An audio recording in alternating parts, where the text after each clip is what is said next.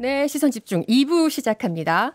용산 대통령실의 안보 공백, 안보 불감증과 관련해서 연일 보도가 나오고 있습니다. 오늘 이 얘기를 좀 해볼 텐데요.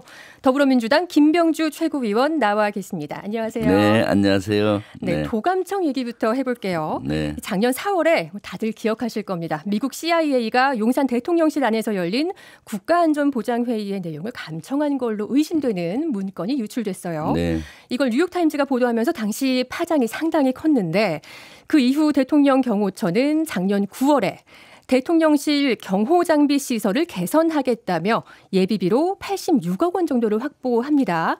이 가운데 도감청 방지 시스템을 확대하는 공사 예산이 52억 원이었습니다.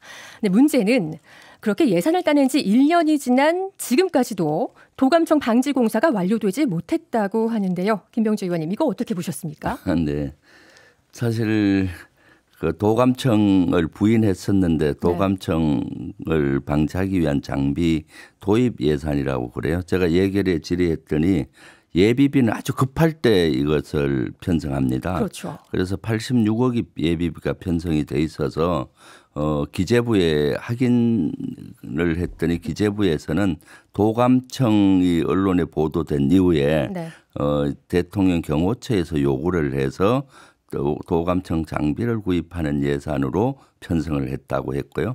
예결위에서 그 관련 질의를 했을 때 경호처 고위 그 공직자가 그 맞다. 그것은 네. 도감청을 방지하기 위한 장비 구입을 위한 것이다. 그럼 왜 이렇게 그 예비비를 하면은 그에 다 써야 되잖아요. 긴급으로 하는 거니까. 그런데 그렇죠. 2월액이 한 54억 원 가까이 이월이 된 거예요. 네. 그럼 왜 이렇게 이월이 됐냐 하니까 장비를 사는데 늦어졌다라는 뭐 말도 안 되는 이런 얘기를 하고 있는 거죠. 그래서 아직도 저는 대통령실이 도감청에 취약하고 네. 미국으로부터 이런 정보가 술술 새고 있지 않나 하는 의심을 하고 있습니다.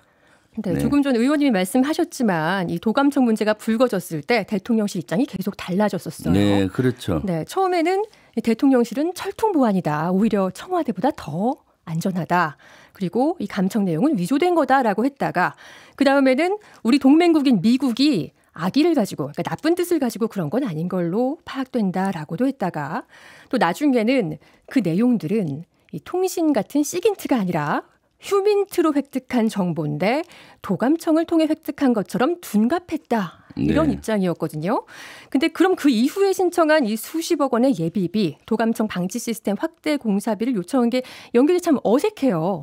어색이 아니라 완전히 서로 반대되는 얘기잖아요. 대통령실은 나중에 그 처음에는 뭐 도감청 안 됐다고 하다가 네. 악의가 있는 건 아닌 것 같다 하다 최종적으로 보면은 용산 경찰서에서 이걸 조사했어요. 네. 왜냐하면 시민단체가 또 우리 대통령실 도감청 한 주한미군 사령관이나 미국 대사를 한국에 나와 있는 미국 대사를 고발을 했습니다. 네. 그래서 용산 경찰서에서 조사를 했는데 불송치 결정이 나면서 거기에 보면 대통령실 입장을 내놨어요. 네. 대통령실의 공식 입장은 용산 경찰서에서 아마 조사를 했겠죠.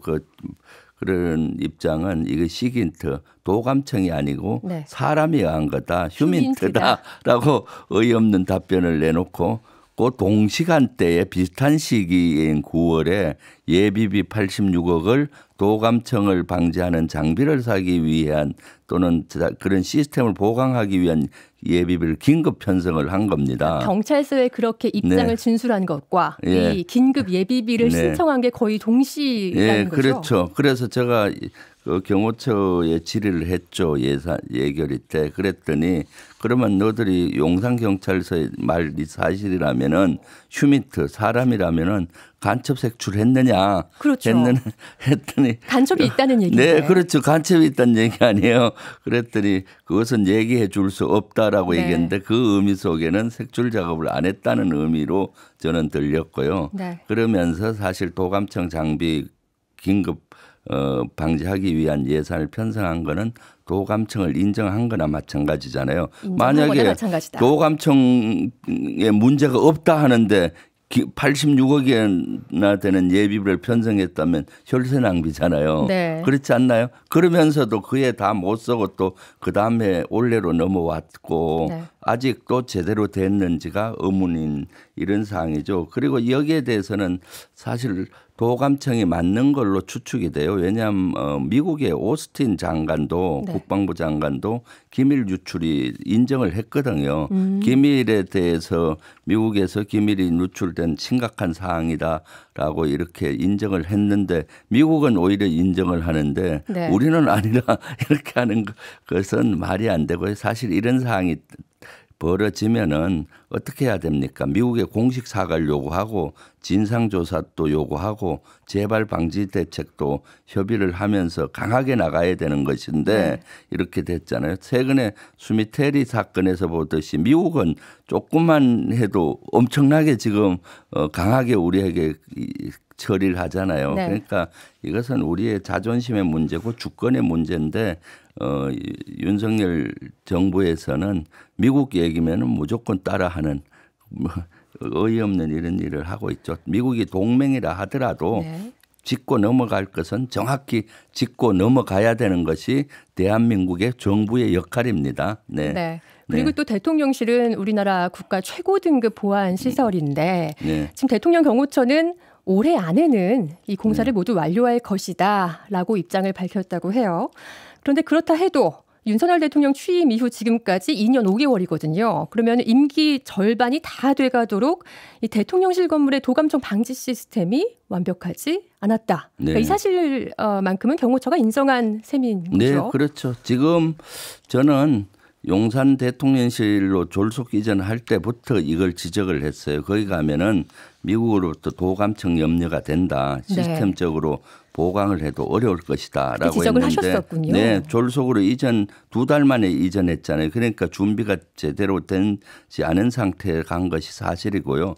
또 2달 동안 그때 이사 가고 막 하다 보니까 이사 업체들에 대한 일일이 경호 조치가 제대로 안 됐어요. 그 당시에. 네. 그러다 보니까 아마 도감청 장비들이 그 건물 안에 심어졌을 확률도 있는 것이고요. 네. 여러 가지 문제가 있어요. 그리고 또 지금도 대통령실 100m 정도 가까이에 담벽을 연해서 미군 기지가 아직도 있잖아요. 용산에. 그렇죠. 그리고 미군 기지가 100m 가까이 있으면은 미국 그 도감청 부대들이 듣고 싶지 않아도 다 들릴 거예요. 그런 취약한 구조가 용산에 있는 대통령실이다라고 네.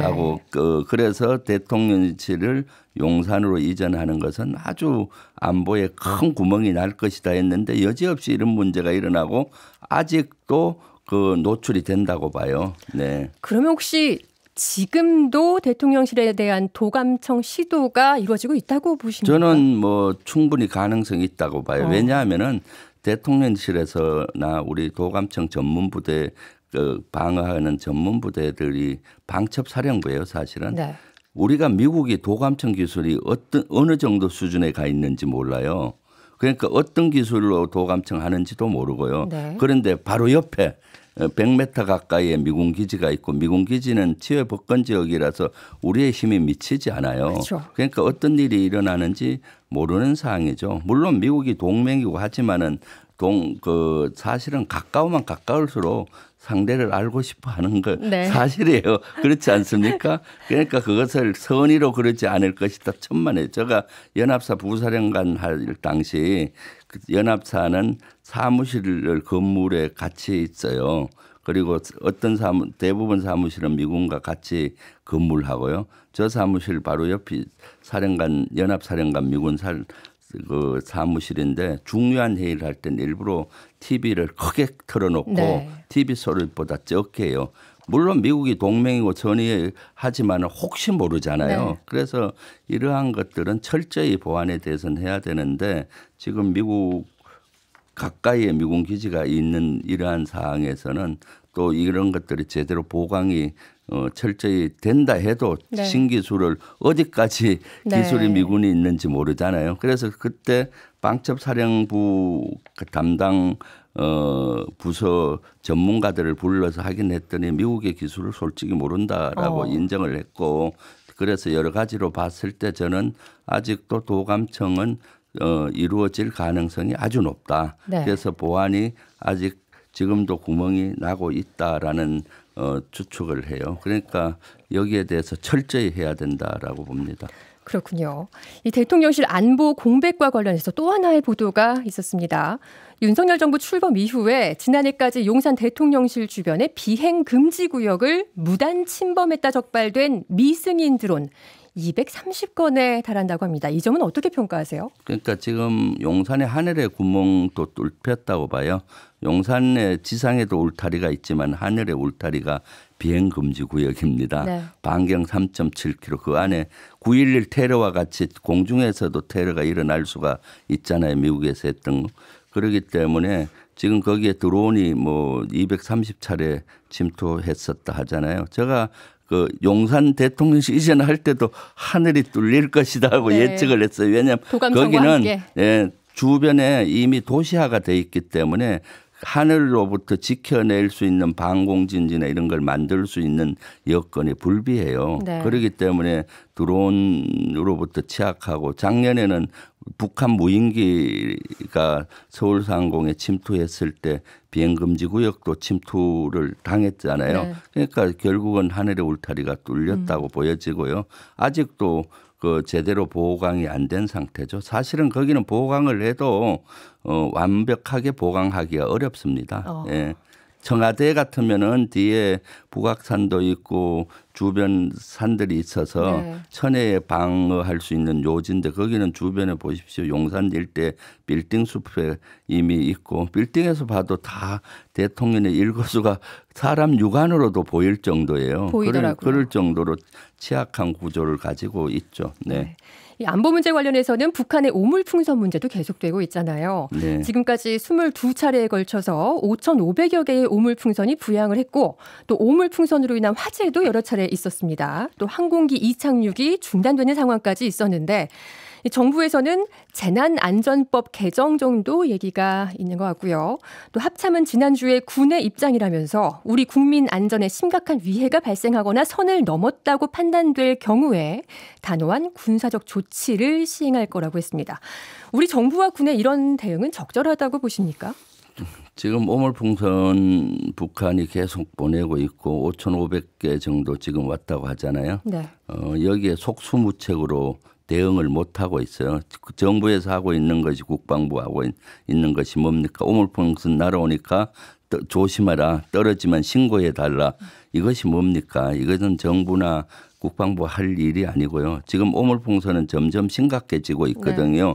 진화 발전하잖아요. 네. 단순한 오물풍선에 그치지 않고 지금은 거기에 그 발화 타이머도 있다든가 네. 기폭제가 있다든가 하고 또 김포나 영종도 상공을 지나오는 오물풍선에는 아찔한 순간이 많아요. 네. 우리 비행이 그 민항계 비행이 중지될 수도 있고요. 그리고 피해도 속출하고 있잖아요. 그런데도 속수무책으로 당하고 있거든요. 그러니까 정부가 무책임, 무능의 극치를 보이고 있다. 사실 이런 것은 제가 군사분계에서 넘어올 때 GOP 선상에서 민가가 없는 그런 데서 요격할 수 있는 건 해라. 대공하기는 공중에서 자폭을 해요. 탄이 지상으로 떨어지지 않거든요. 그런데 왜 그렇게 안 하냐 했더니 혹시 오발하는 것들이 있어서 떨어지면은 북한이 총을 쏘고 교전이 벌어질까 봐 못한다.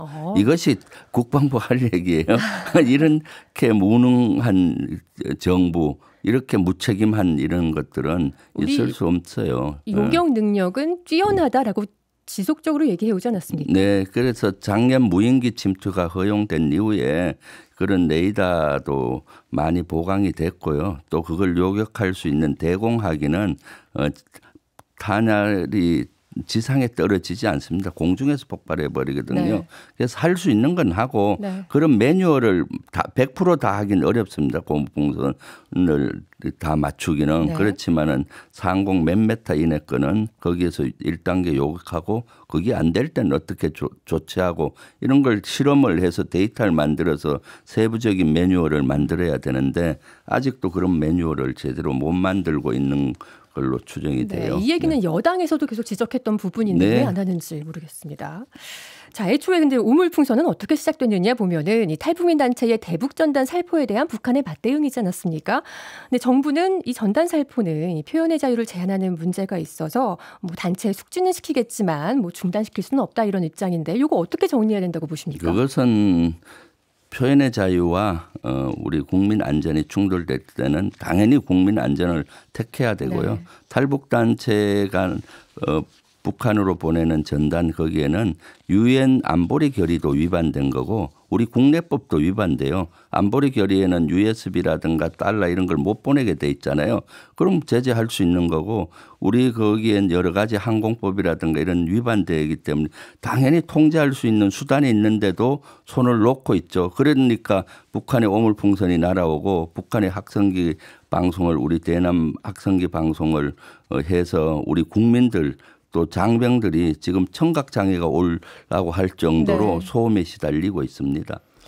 자, 이번에 마지막으로 하나만 짚어볼게요. 최근에 체코에서 김태효 국가안보실 제1차장이 이 태극기 경계 논란 가슴에 손을 올리지 않았죠. 네. 민주당이 파면을 요청한 상황인데 용산의 해명은 이런 겁니다. 국기를 발견하지 못해서 발생한 사고다.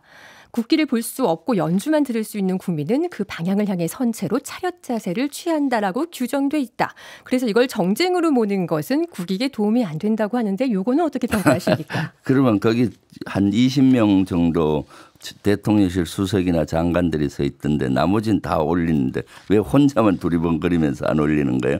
이것은 말이 안 되는 것이고요. 네. 김태호 그리고 이것은 한 번이 아니라 작년 UAE와 관련된 행사할 때도 이러한 그 태극기에 손을 안 올리는 이런 현상이 있었고요. 안보실 1차장 정도 되면 행사장 가면은 먼저 확인해야 되는 것들이 그런 거예요. 태극기가 준비되어 있는지 의전 비서관이 있지만 더블 체크를 해야 되는 거죠. 네. 그거 태극기가 어디 있었는지 모른다. 이것은 내가 무능하다. 여기에 그냥 아무 생각 없이 왔다. 네. 이 얘기나 똑같잖아요. 그러니까 그것은 너무나 말이 안 되는 거고요. 사실은 그러니까 일본의 마음이 중요하다 이렇게 얘기도 하고 하니까 일본 눈치 보려고 그런 것인지 이런 의혹을 가질 수밖에 없잖아요. 네. 안보실 1차장은 이것만이 아니라 임명 때부터 부적절한 인사로 저는 봤어요.